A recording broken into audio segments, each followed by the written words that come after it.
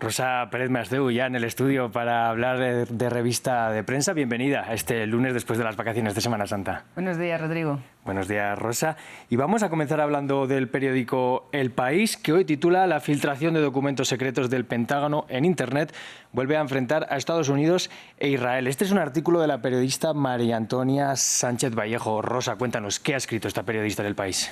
Bien, Rodrigo, pues como decías, ¿no? Para presentar esta sección, esta filtración de documentos que todo apunta son de la inteligencia estadounidense, llena titulares a lo largo y ancho del planeta. Y uno de los temas reflejados en estos documentos es precisamente una nueva, digamos, etapa de tensión entre Estados Unidos e Israel. ¿Y eso por qué? Bien, porque en uno de los documentos se señala que la inteligencia estadounidense culpa a la inteligencia israelí, es decir, le hacía culpa a la Mossad, por decirlo rápidamente, de estar detrás de las protestas masivas que han tenido lugar en Israel desde principios de este año 2023 en contra del gobierno de Benjamin Netanyahu y particularmente en contra de la reforma al sistema judicial, ¿no? Bien, esta ha sido una información que tanto la propia Mossad como la oficina del primer ministro han desmentido. ¿Y esto por qué añade más leña al fuego? Bien, porque hace unas semanas la Casa Blanca llegó a decir públicamente, algo poco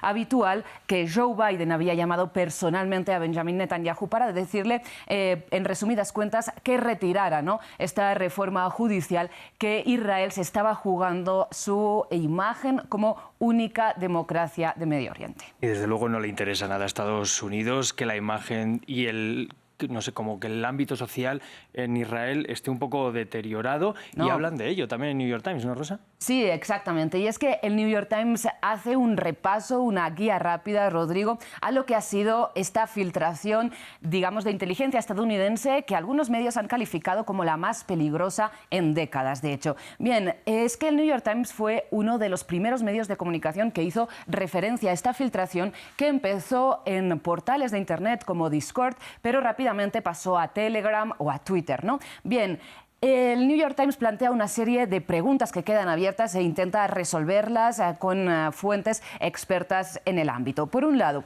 recordemos que esta filtración, como bien decía Rodrigo, hace referencia sobre todo a información relativa a la situación de la guerra en Ucrania. Por lo tanto, pregunta el New York Times, ¿son reales los documentos? Dice, según analistas militares, en gran parte sí. Precisamente esto ha preocupado no a funcionarios tanto estadounidenses como ucranianos como rusos por la exposición pública, ¿no?, de esta información tan secreta. Bien, dice, ¿de dónde provendrían estos documentos? ¿Son una filtración? ¿Son un hackeo? Todo apunta a una filtración. ¿Por qué? Dice el New York Times. Parecen fotografías tomadas apresuradamente de papeles colocados encima de lo que parece ser una revista de caza. Parece que se ha cogido, ¿no?, este papel se ha doblado en un bolsillo y que luego se sacó en un área segura para ser fotografiados. Bien, dice, ¿qué nos enseñan particularmente de la guerra en Ucrania? No gran cosa que no supiéramos de cómo se desarrolla la situación sobre el terreno, pero sí que dan informaciones sobre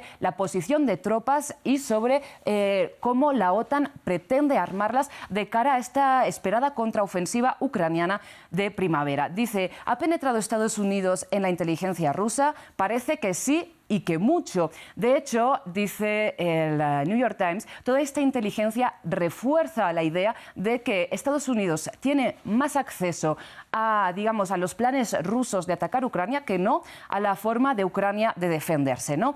Y bien, estas son algunas de las informaciones destacables, entre muchas otras que hacen referencia a otros países como a Israel, como comentábamos al principio de esta crónica. Rosa, y a mí la pregunta que me surge, y quizás también a nuestros televidentes, es ¿quién ha filtrado esto y por qué, la verdad?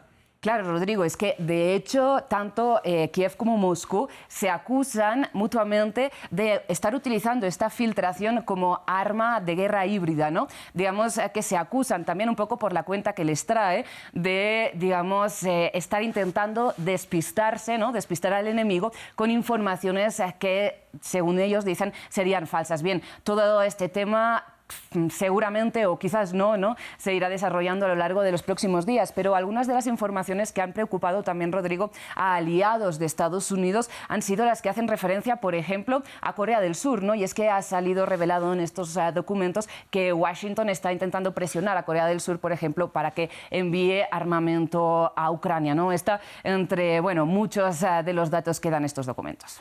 Es algo de lo que habla también el New York Times en estas filtraciones. Tanto papel aquí, Rosa, que parece esto la oficina de The Office. Vamos con temas más serios, porque Al Jazeera también tiene hoy cosas interesantes de las que vamos a hablar y dice que es probable que Ucrania se enfrente a una sangrienta lucha en Crimea, según muestran imágenes satelitales. Rosa, ¿de qué hemos visto en esas imágenes satelitales de Al Jazeera?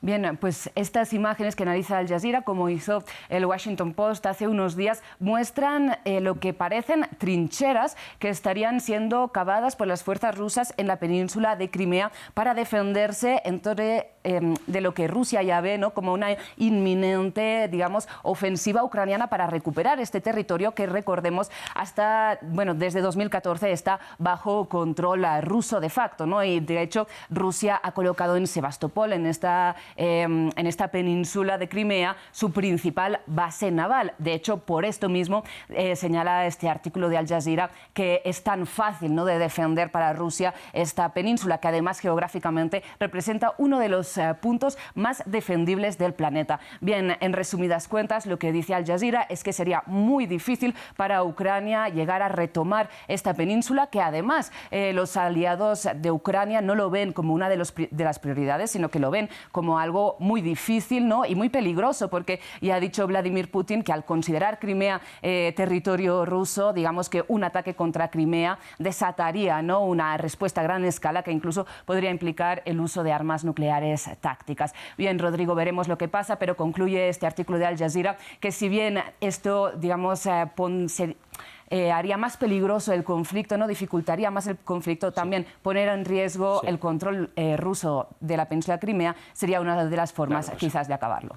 Claro, es la clave quizás de la posible paz en Ucrania, y tú estuviste hace poco entrevistando a Josep Borrell, el jefe de la diplomacia europea. No se quiso mojar sobre este tema, Rosa. Exactamente, Rodrigo. Bueno, nos vemos mañana para continuar hablando de la prensa internacional. Nos vemos mañana. Un placer, Rosa.